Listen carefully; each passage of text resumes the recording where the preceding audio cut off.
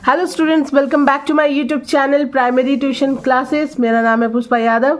आज मैं आप लोगों को क्लास 8 मैथ चैप्टर 19 इसका 13 और 14 बताने वाली हूँ।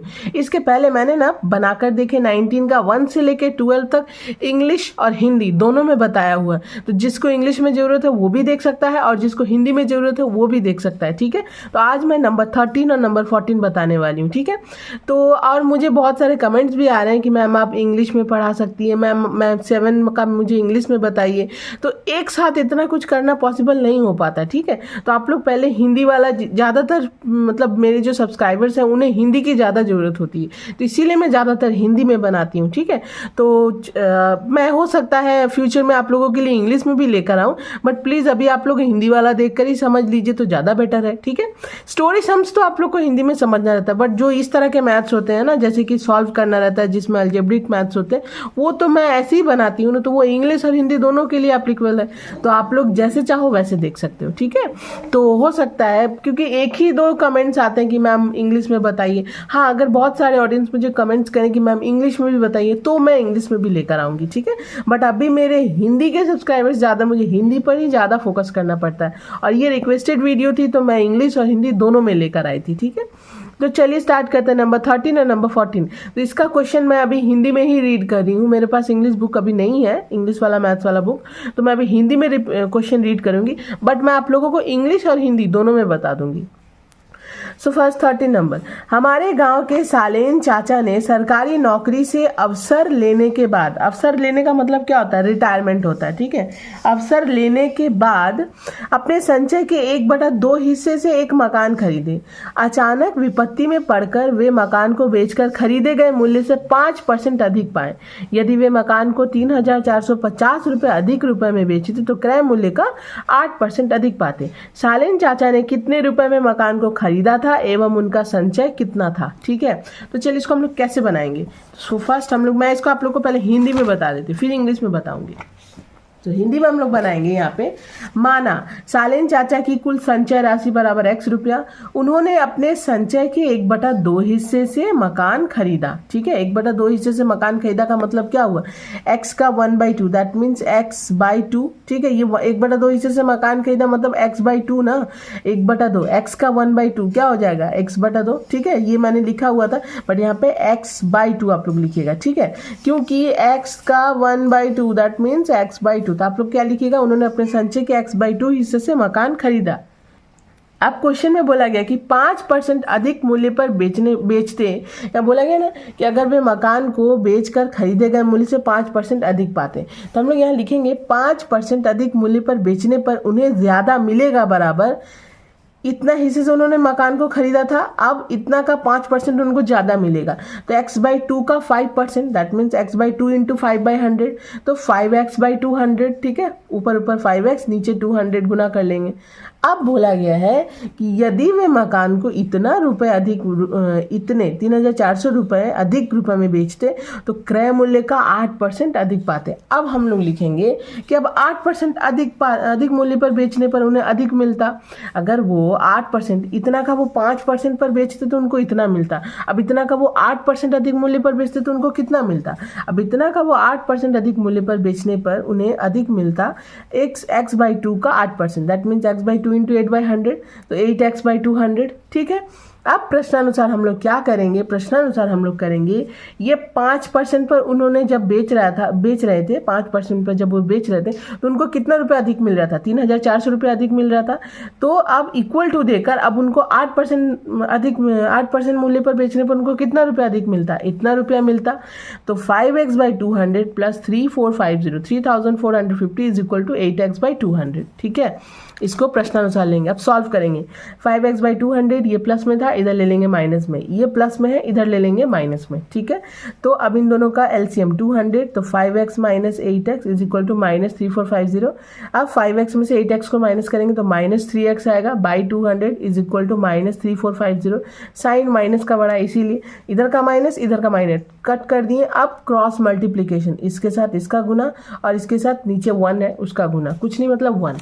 तब हम लोग यहाँ पे लिख देंगे 3x is equal to 3450 into 200, then 3 इसके साथ गुना में है, इधर आ जाएगा डिवाइड में, तो 3450 इंटू 200 बाई 3, 3 एक कम 3, 3 एक कम 3, एक उसमें चला नहीं, एक इसमें नहीं गया, 3 एक कम 3, एक इसमें, फिर अगर करेंगे 3 एक कम 3, एक इसमें जाएगा, 3 5 15 0, 1150 को 200 से इंटू कीजिए, x इक्वल टू 2,30,000, 2,30,000 रुपये। तो सालेन चाचा की संचय राशि कितनी हुई? 2,30,000 रुपये।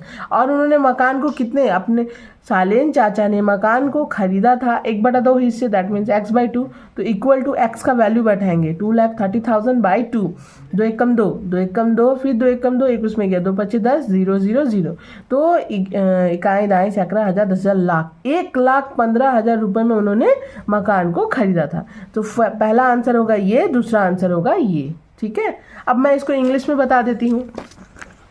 तो फर्स्ट हम लोग लिखेंगे यहाँ पे, लेट सालेन uncle savings is equal to x. His part of saving is x/2 which he used to buy the house. Okay. After selling it, he got 5% more than the cost price.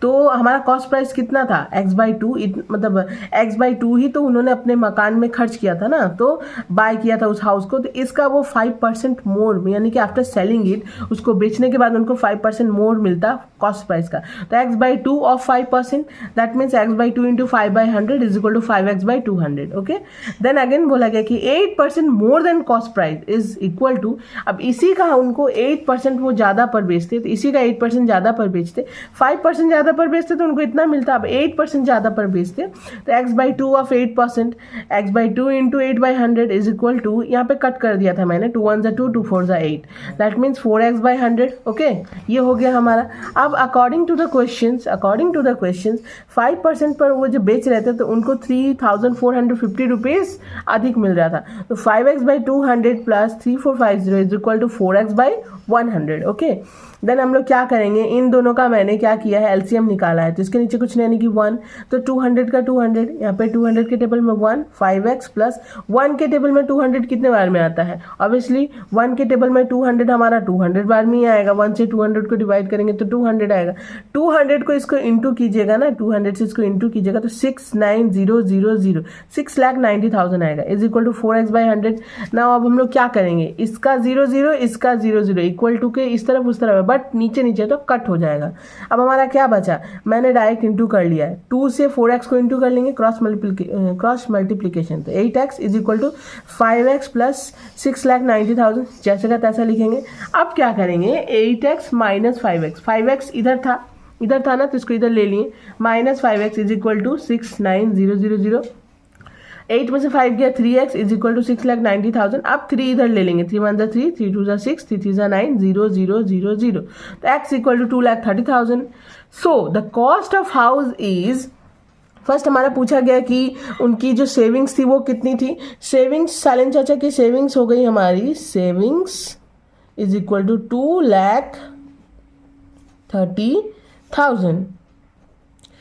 That is his saving, ये जो है उनका ना saving है। ठीक है, so the cost of the house is x/2, उन्होंने x/2 हिस्से से तो मकान को खरीदा था ना, तो x का वैल्यू 2,30,000/2, 2 1 2, 2 1 2, फिर अगेन 2 1 2, 2 5 10, 0 0 0, आप लोग 2 से इसको डिवाइड करके देख लीजिएगा, 1,15,000 आंसर। ओके, फर्स्ट हमारा होगा 2,30,000 और 1,50,000 आंसर हो गया। ठीक है, तो अब हम लोग क्या करेंगे, नंबर 14 में आते हैं, ये दोनों हो गया हमारा आंसर। नंबर 14, गोपालपुर ग्राम के राहत शिविर में राहत प्रार्थियों के लिए 20 दिन का खाना उपलब्ध था।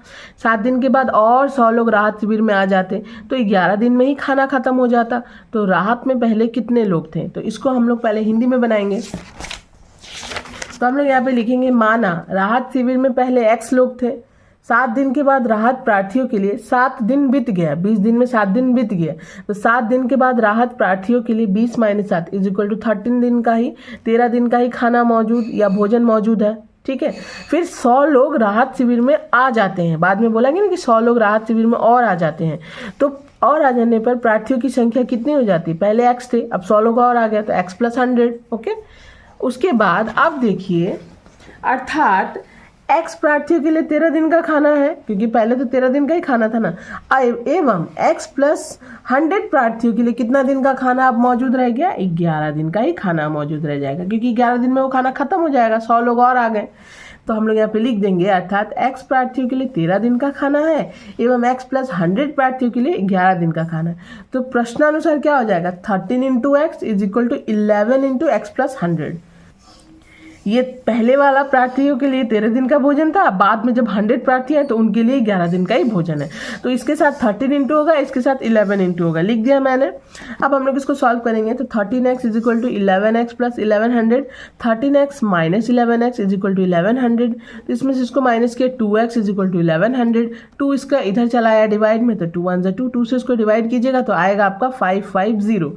तो राहत शिविर में पहले 550 लोग थे, 550 लोग थे, बस ये बन गया हमारा मैथ। ठीक है, इसको सिर्फ समझना है, बहुत हार्ड नहीं है। ठीक है, अगर इसको एज एक छोटे से ये में समझिए कि राहत शिविर में पहले 100 लोग थे, कितने लोग थे पता नहीं थे, x लोग थे। अब 7 दिन के बाद, यानी कि 7 दिन के बाद, 7 दिन बीत गया 20 दिन में, तो अब सिर्फ 13 दिन का ही खाना मौजूद है। अब बाद में इतने लोग थे, 100 लोग और आ गए, तो 100 लोग जब और आ जाते हैं तो इसमें 100 प्लस हो जाएगा ना, तो x + 100। ठीक है, अब देखिए पहले x प्रार्थियों के लिए 13 दिन का ही खाना था, तो अब x + 100 प्रार्थियों का वो जो खाना है वो तो 11 दिन में खत्म हो जाएगा, यानी कि उनके लिए सिर्फ 11 दिन का ही खाना है। तो 13 के साथ इसको इंटू कीजिए, 11 के साथ इसको इंटू कीजिए, इसको सॉल्व कीजिए, आ जाएगा आपका 550 आंसर। अब मैं इसको आप लोगों को इंग्लिश में बता देती हूँ। तो ये देखिए इंग्लिश में, आई थिंक यहाँ पे है, मैं बताती हूँ। ये देखिए, ये रहा। सो इंग्लिश में जब हम लोग इसको बनाएंगे, लिखेंगे let number of refugees be = x for 20 days food for x refugees will be = 20x। Okay, यहाँ थोड़ा सा अलग हुआ। when 7 days food available is equal to 20 - 7 × x. Okay, now 100 refugees were added, so the refugees will be x + 100. Okay, now total refugees consume food in 11 days because x refugees थे, बाद में 100 refugees आ गए, तो कितने refugees के लिए वो भोजन रह गया, मतलब वो जो फूड है कितने दिन के लिए अवेलेबल है, 11 डेज के लिए अवेलेबल है। सो पहले कितने दिन के लिए था, पहले था 20 - 7, दैट मीन्स 13 को x से इंटू करेंगे तो 13x, जो यहाँ पे मैंने डायरेक्ट किया है। ठीक है, तो वही चीज़ है, सेम चीज़ ही है। आप लोग अगर हिंदी में समझ जाओगे तो इंग्लिश में भी कोई दिक्कत नहीं होगा। पहले 20 डेज के लिए भोजन था x रिफ्यूजीज के लिए, उसको मैंने 20x से इंटू कर दिया। When 7 days food available is equal to 20 - 7 × x. Now 100 refugees were added, so the refugees will be is equal to x + 100. Now total refugees consume food in 11 days. अब सिर्फ x + 100, पहले इतने थे अब 100 आ गए, तो उनके लिए सिर्फ 11 डेज का ही फूड है। अब लिखेंगे हम लोग यहाँ पे total food consumptions will be 11 × x + 100। Total food जितने भी वो x + 100 जो हमारे रिफ्यूजीज हैं वो कितने दिन उस फूड को कंज्यूम करेंगे, 11 डेज तक। तो as the quantity of food will be same. Okay, so ATP पहला हमारा क्या था, 20 - 7 × x = 11 × x + 100। ओके, मैं यहाँ पे एक बार और बता दूँ, for 20 days food for x refugees will B 20x। ये मैंने समझाने के लिए लिखा हुआ है। ठीक है, अगर आप लोग चाहो तो इस लाइन को आप लोग मत लिखना, आप लोग डायरेक्ट यहाँ पे लिख देना, when 7 days food available is 20 - 7 × x। ठीक है, आप लोग डायरेक्ट ये भी लिख सकते हैं, when 7 days food available is equal to 20 - 7 × x। ये लाइन आप लोग मत लिखना अगर समझ में नहीं आ रहा हो तो। ठीक है, मैंने इसको डिस्क्राइब करने के लिए ये लाइन लिख दिया, बट नहीं भी लिखोगे तो चलेगा। उसके बाद ये वाला ले लेंगे इंटू ये वाला ले लेंगे। ठीक है, तो अब हम लोग इसको सॉल्व करेंगे। 20x - 7x = 11x + 1100। तो 13x इज इक्वल टू 20 में से 7 गया, 13x is equal to 11x + 1100। 11 को इस तरफ ले लेंगे, इक्वल टू इधर 1100। तो यहाँ पे इसको माइनस किया, 2x इज इक्वल टू 1100, 2 इधर आ गया तो हमारा कितना हुआ, 2 से इसको डिवाइड कीजिएगा 550। तो x इक्वल टू 550। तो hence there were 550 refugees is the answer. हो गया, तो 13-14 हमारा कंप्लीट होता है। मैं नेक्स्ट वीडियो में नंबर 15 भी लेकर आऊंगी। तो वीडियो अगर आप लोगों को अच्छी लगी तो प्लीज़ वीडियो को लाइक, शेयर एंड सब्सक्राइब कीजिए। मैं मिलती हूँ नेक्स्ट वीडियो में, बाय।